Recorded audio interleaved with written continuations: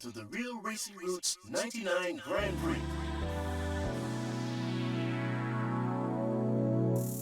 Ever had that feeling with something you're good at, whether it be in your work, an art, or a hobby, and know that you didn't just do a good job that one time, but an exceptionally great one?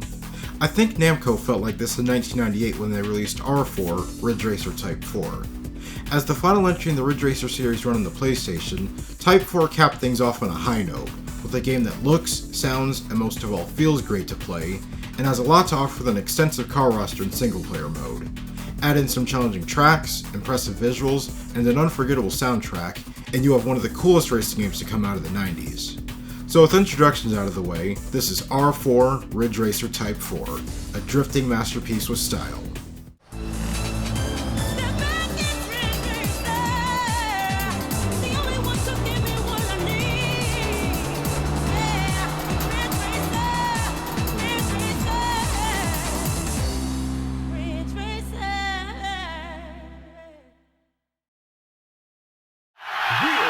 Roots 99 in Helter Skelter.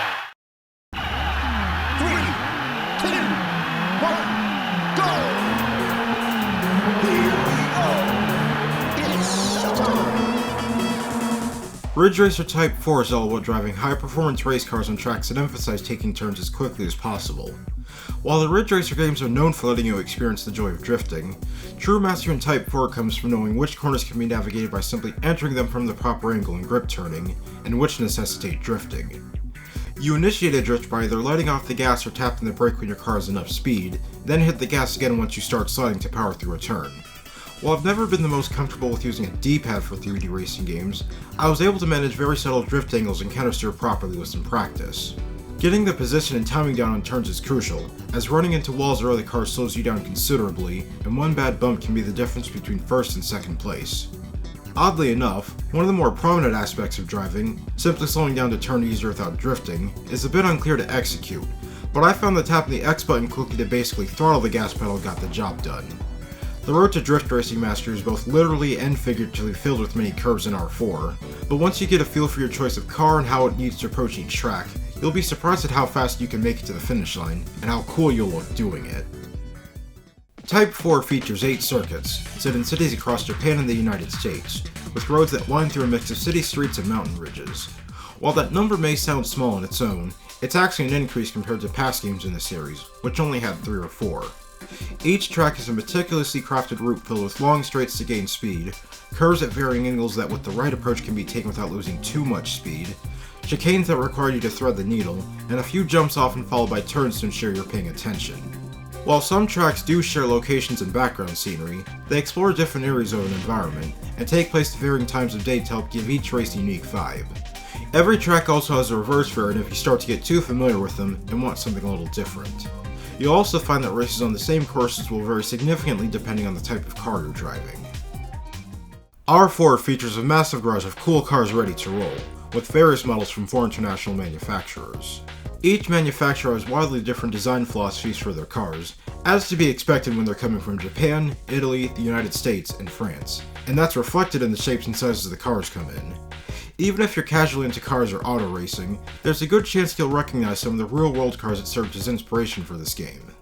Cars come in 2 types, drift and grip, with 2 manufacturers providing cars for each type. Drift cars, as you can imagine, specialize in sliding around turns, and grip cars stick to the road no matter how sharp the corner. Each car is also associated with a stage number from 1 to 4, which I'll go into more detail later, but these numbers are for performance classes. The higher the number, the faster the car. When first entering the garage menu, you might be a bit confused as to where the rest of the cars are, especially once you've unlocked new ones. The garage acts as a way to quickly access 8 of your preferred cars for other modes, but you can swap out which cars use those slots at any time, and is where you'll notice just how many cars are actually in this game. You see, all 4 manufacturers have 20 cars each, or 80 in total, but beyond that, there are versions of all 80 cars available for the game's 4 racing teams, meaning there's a grand total of 320 cars in this game. While that number is inflated since some cars are just faster versions of other models, they all have different max speeds and paint jobs tied to their given racing team to make them unique. If you'd like a specific car to stand out even further, you can personalize most of them with the options to change its paint color and add a decal. You can also create your own decals and save them onto a memory card.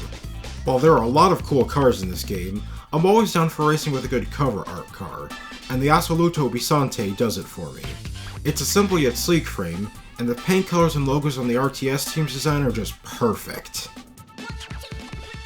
If I could describe how Type 4 looks and sounds in one word, it would be cool. Starting off strong with a high quality CG intro with a catchy vocal theme, arguably one of the best Namco's done in their PlayStation games. And then upon being welcomed to a title screen, you're also introduced to R4's modern, simplistic menu designs, which emphasizes black text and logos against a yellow background. It's clean, it's eye-catching, and it helps give the game its unique identity, even amongst other games in the series. The cars and tracks have never looked better with high polygon counts and textures everywhere, no corners cut in those departments. While you're not getting 60 frames per second, you're getting a stable 30 with no drops, and I had no trouble reacting to anything on screen. Another small detail I love is that when the car's lights are on, the taillights have this nice after-image trail, a stylistic touch that you can truly appreciate during replays, which makes your driving look even cooler. I couldn't think of any other place to mention this, so I'll bring it up here. While the Ridge Racer series has always been full of references to other Namco games, so this is nothing new, it's astonishing to see how many of them are here. Whether they're featured as racing team names, logos and decals on the cars, billboards and video screens on the track, one of the track names, or character models hanging out in the background. The push for quality isn't just in the game's looks, but its sounds as well. The cars have convincing engine sounds when you're going down straights from anywhere between 100 to 200 miles per hour. And when the cars start drifting around those corners at high speed, the tire squeals are what sell it when you nail those tight corners. Another source of motivation comes from the smooth talking announcer. He's your biggest fan when you race well, like setting a new lap record, It's a new record. and when you're coming up on the race leader and in the position to overtake. Okay, you're cool. Take care. But he's also not too happy whenever you're not crushing it on sectors of a track during a time attack. My grandma got sense into that. Get with the program. And last but far from least, the music. Oh man, the music. They're some of the best compositions I've ever heard made for a racing game. The soundtrack is heavily comprised of drum and bass, with some techno and funk thrown in for variety. Every song fits the chill but intense vibe of the racing action like a glove, and you're free to pick any song before a race starts to get you in the zone. It also makes for some great easy listening in the music player, and works perfectly for real-life driving, at least in my opinion, especially at night on the highway. R4's main draw is the Grand Prix mode, taking place during the Real Racing Roots 1999 season. It's structured like an arcade mode, where you'll race on all 8 tracks in order, and how you'll unlock most of the game's content. You'll race in 3 heats, each with increasingly more strict qualifying requirements to continue. You're entering RRR as a rookie driver for one of the 4 racing teams, and then make your selection for which manufacturer you want your cars to come from. Each team acts as a difficulty level, which affects how fast and aggressive your computer opponents will be, and the teams aren't ordered from easiest to hardest on the select screen. So definitely don't make the mistake of picking the Dig Racing team on the leftmost side first if you're a beginner. Start with either the Mappy or Pack Racing teams, then try Racing Team Solvaloo, and finally Dig once you're more experienced. Every team has a crew chief that gives you a brief rundown of their team's situation, and whether they like it or not want to see what you can do in the first heat. Once your first race starts, you'll quickly realize that winning isn't going to come easily. Most of the race has you working up the field with each lap, with the leader often not visible until the end of the final lap. If you fail to finish in a qualifying position, you can start the race over, but you have 3 additional chances to do better, and you'll get a game over when the chances are spent. While the opinion of your crew chief will be based on your race performance, there's a more important process going on behind the scenes as you progress through each heat. Depending on what qualifying place you finished in, and how many retries it took to finish a race, you'll get different cars at the start of each heat to match your skill level. While there are 3 heats, there's 4 stages of cars, and each stage has faster cars as the competition gets tougher. Winning every race in the first try guarantees you the fastest cars possible every time, but if you're to do the same after some retries on every race, you'll get completely different and slightly slower cars. I didn't know this on my first run a few years ago, and actually got 3 versions of the Bisonte. But after a first try win only run, I was surprised by the new cars I was awarded. There's actually formulas you can follow to get specific cars in a Grand Prix, meaning if you're trying to get all 320 cars, you'll be playing through the mode multiple times. If you have the skills and persistence to take on that gauntlet, I respect your resolve. You'll definitely need a lot of both to take on this game's AI. They stick to their predetermined line no matter what, and will go to great lengths to get in your way and make passing them a struggle, especially if you run into them, which kills your speed while they keep moving. But with some practice and calm nerves, you'll make your way through each heat, learning more about your crew chief along the way. It's through your racing skills and determination that you help each of them conquer their personal demons, whether it be working through the loss of a friend or loved one, or finding the courage to seek out what makes them happy. Their faith in your abilities becomes unwavering just in time for the final Grand Prix race, which takes place during the final minutes of New Year's Eve, on a track that very much fits the theme of racing towards the future. There's no need to drift or even hit the brakes here, it's all about getting those turns down at full speed. And if you can do that and get first place within 6 laps, you'll be crowned the new champion of real racing routes, and start off the year 2000 with a trophy. Any new cars you drove in a Grand Prix get added to your garage, and you start the whole process over again to unlock even more. Upon your first GP win, you'll also unlock the rest of the game's tracks to use in Time Attack and Versus Battle, plus the extra trial mode. While normally I'm not too fond of time trial modes in racing games, Type 4 is an exception. There's no single race in this game, so if you wanted to try out your new cars on tracks that they normally wouldn't race on during a Grand Prix, plus check out the reverse track variants, you can do both here. Of course, going for the fastest possible times means that Stage 4 cars will always be the best choice, and also serves as great practice for their use elsewhere.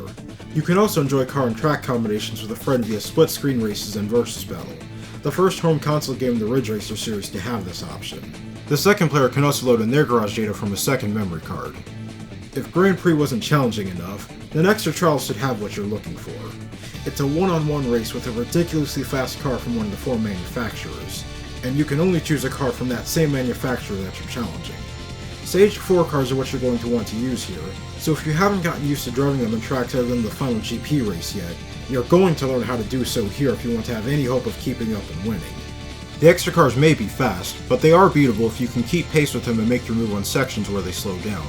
If you can race consistently and fast enough until the end, you'll be rewarded with a version of that car for the team you won with, making it the 20th and final car for the manufacturer.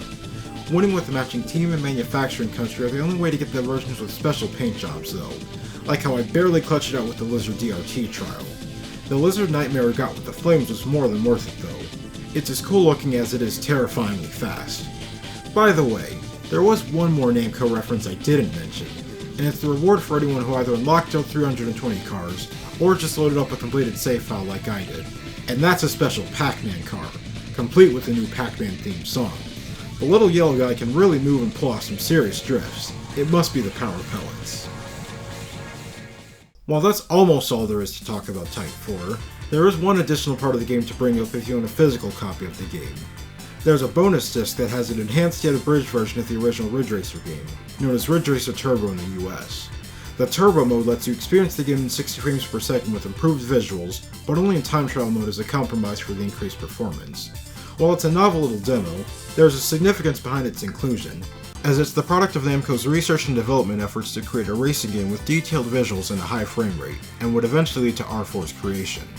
The original 30 frames per second version is also included for comparison purposes. It's remarkable to see just what kinds of advancements technology is capable of in just a few short years, and to play games that leverage that technology to give us high-speed thrills that we once thought we could only imagine.